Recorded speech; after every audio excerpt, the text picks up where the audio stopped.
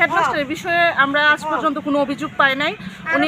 উনি ভালো মানুষ, উনি হিন্দু, ঠিক আছে, খুবই নিরহ। এই স্কুল প্রতিষ্ঠাতা হওয়ার পর থেকে উনি নিজে তার বাপের সম্পদ দিছে এবং স্কুলের সবাইরে আশেপাশে আগলায় রাখছে। উনি খুব ভালো মানুষ। আমরা এরকম হবে আমরা কখনো কল্পনা করি নাই। আমার মনে হচ্ছে এটা একটা দুর্নীতি হচ্ছে, মানে এই মাস্টারটাকে বাতিল করার জন্য হারের একটা অভিযোগ চলছে।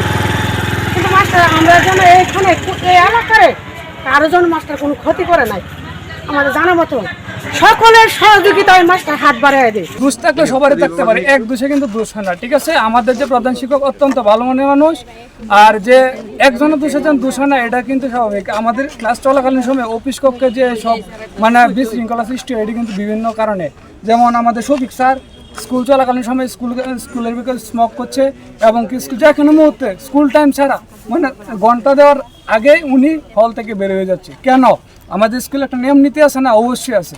একটা টাইম হলো আমাদের প্রতিষ্ঠানে একটা ঘন্টা হলো 45 মিনিট। 45 মিনিটের মধ্যে কেন 15 মিনিট মানে 30 মিনিট ক্লাস হয়? বাদ বাকি সময় কোথায় যায়? যে কোনো মুহূর্তে একটা প্রতিষ্ঠান থেকে বাইরে হয়ে যায় না, ঠিক আছে। আর স্কুল ক্যাম্পাসে স্কুল ক্যান্টিনে কোনো স্মোক করা চলে না, এটা তো উনি একজন শিক্ষক হইয়া জানে না। তাহলে আমরা সবাই স্টুডেন্টরা কীভাবে এটা জানবো? সময়টা দৌড়াবে। প্রাণডাল, মুঠোই মুঠোই সময় পার। উনি একজন টিচার হয়ে ছাত্রদের সাথে কিভাবে জুয়া খেলার মধ্যে লিপ্ত হয়? উনি শফিক স্যার। তাদেরকে পুলিশে হাতে নাতে অ্যারেস্ট করছে এবং ওই সময় তাকে সজীব স্যার নিজে ওই পুলিশের হাত থেকে রক্ষা করছে। উনি যদি টিচার হয়ে স্টুডেন্টের হাতে সাথে মানে খেলায় জুয়া খেলার মধ্যে লিপ্ত থাকে এবং স্কুল চলাকালীন সময় স্কুলের ভিতরে, কতদিন আগের ঘটনা এইটা মনে হয় প্রায় না আমি তো 22 আর কি 2022 আর কি, আমি যখন স্কুল প্রতিষ্ঠানে ছিলাম আর কি। তো ওই অবস্থায় তারা একবার মানে স্কুলের সাথে মানে ছাত্রদের সাথে যে অবস্থা করছে, এই ছাত্রর সাথে মানে জয় করছে 5 বছর আগে। মানে আমাদের কাছে সজীব স্যারকে অত্যন্ত ভালো মনের মানুষ।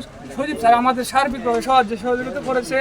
আমরা অত্যন্ত মানে কৃষক ফ্যামিলি ছেলে, আমাদেরকে যে কোনো মুহূর্তে যে কোনো বিনিময়ে আমাদেরকে সাহায্য করছে। মানে ভিত্তি মানে যেটা পাওয়ার উপযুক্ত তাকে এটাই পাওয়া দিচ্ছে, ঠিক আছে। আর আমরা চাই অত্যন্ত সজীব স্যার যেহেতু ভালো মানুষ তার সিটটা তারই থাকবে, ঠিক আছে। আর মেধা যদি মানে গণনা করতে হয় তো সকল স্যারের মেধা গণনা করতে হবে, শুধু সজীব স্যারের মেধা গণনা করতে হবে একা কিন্তু না, সকলের মেধা গণনা করতে হবে। কারণ সজীব স্যারের মতো অনেক টিচার থাকতে পারে, আর সজীব স্যারের যদি শিক্ষাগত যোগ্যতা না থাকে তো অন্য যে সকল টিচার আছে এখানে তাদেরও যোগ্যতা মনে হয় নাই। আর যদি থাকতো আমাদের স্কুলের ছোট ভাই বোনেরা কেন পয়েন্ট কম পাচ্ছে, কেন জিপিএ কম পাচ্ছে?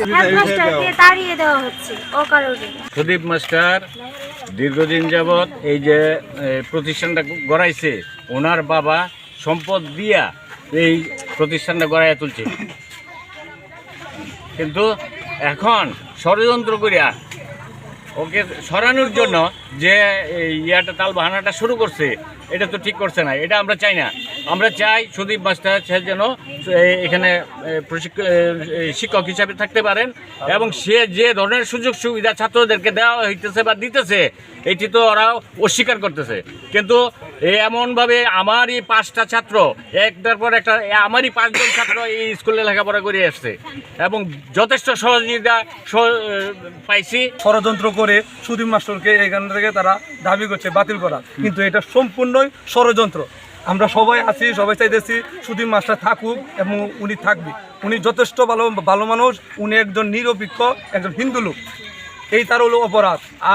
আর অন্যজন যারা তারা ষড়যন্ত্র করে সবাই তাকে সরিয়ে দেওয়ার জন্য তারা খুব আপ্রাণভাবে চেষ্টা করছে। সহকারী শিক্ষকরা যা করছে সবটা মিথ্যা এবং বানোয়াট। ছাত্ররা আসবে স্কুলে ক্লাস করার লাগে, লেখাপড়া করার লাগে, কোন শিক্ষকরা ক্লাসে গিয়ে রাজনৈতিক ধুলাই দিব, এটা তো গার্জিয়ান কোনো সমস্যা হয় না।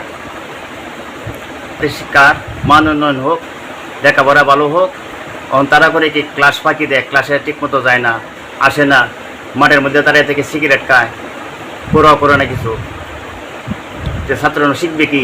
মাস্টারের শিখে নাই কোনো কিছু, তো ছাত্ররা শিখবে কি? তারা বলছে যে আগে আওয়ামী লীগের আমল ছিল, আপনার প্রধান শিক্ষক ছিলেন, অহন বিএনপির সময় এসে বিএনপির এমপি হন, অহন আপনি সরাসরি পদত্যাগ করেন। যদি পদত্যাগ না করেন তেমনি বৃহৎ ক্ষতি হবে। একজনের নাম হইল শফিকুল ইসলাম, শামজাদ হোসেন খান, হারুনুর রশিদ খান, এই গোলাম মোশারফ, মোহাম্মদ শহীদ মিয়া, ওরা 5 জন ছিল। এমন বাজায় আমার ঘরে পড়ছে, আমি তখন ডরাইয়ে গেছি। তারা 4 জন আমার ঘেরাও করে গিয়ে বসিয়া সরাসরি এই প্রস্তাব দিছে। গতকালকে আমরা একটা অভিযোগ পেয়েছিলাম, পরবর্তীতে আজকে আবার আমরা তাদের অভিভাবক এবং ছাত্রছাত্রী এবং তাদের অভিভাবকরা আবার আমাদের কাছে একটা অনুলিপি দিয়েছে, একটা পত্র দিয়েছে যাতে তাকে অপসারণ করা না হয়। তো আমরা পক্ষে এবং বিপক্ষে দুটাই পেয়েছি। আমরা তদন্ত করে যে সুষ্ঠু তদন্ত করে সেই মোতাবেক আমরা ব্যবস্থা নিই।